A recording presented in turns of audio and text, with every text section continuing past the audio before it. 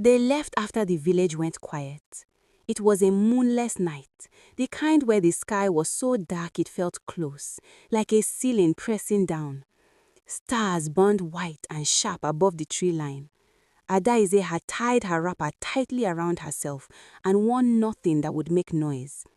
Chike walked ahead, slower than usual, as though the night itself pulled him forward. He had not said much since that morning at the well, but he had waited for her. He had stood outside her compound after nightfall, not calling her name, just standing. She had seen him from her window and come out, and they had walked together without words into the edge of the trees. "Stay close," he said quietly as they crossed into the forest. She stayed close. The forest at night was different from the forest in stories. It was not roaring with danger. It was still, completely still.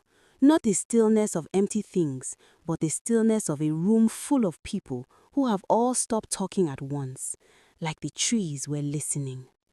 The smell came first. That sweet, warm smell that had stopped her the last time. Up close now, she could place it better. It smelled like ofeaku, palm fruit soup, and something smoky and clean underneath it, like a real meal cooked by someone who knew what they were doing, like a celebration. Then the light came. Not fire, not moonlight, something warmer and lower to the ground, the color of palm oil poured in sunlight.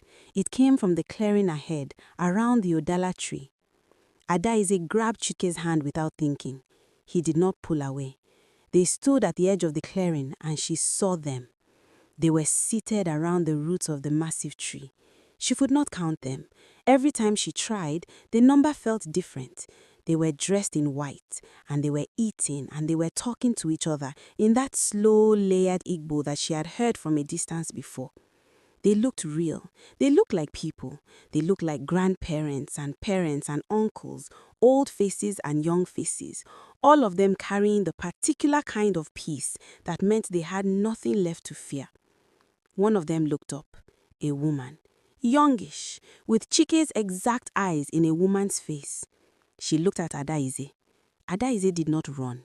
She held Chike's hand tighter and she stood her ground and she looked directly back at the woman who had been feeding her son from the other side of the world. The woman looked at their joined hands. Then she smiled. But it was not a happy smile.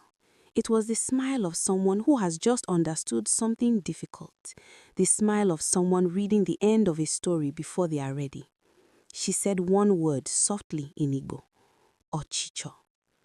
Adaize did not know that word.